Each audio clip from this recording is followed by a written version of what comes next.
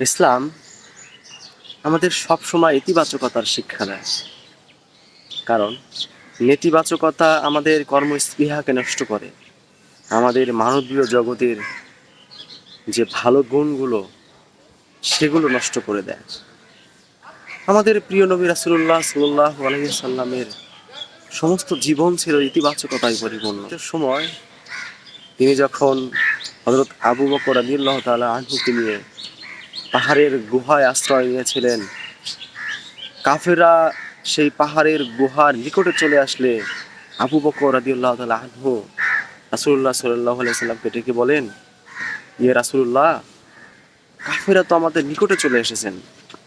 তখন রাসূলুল্লাহ সাল্লাল্লাহু আলাইহি সাল্লাম তাকে বলেন, হে আবু বকর, তুমি বিচলিত হয়ো না, নিশ্চয়ই আল্লাহ আমাদের সাথেই আছেন।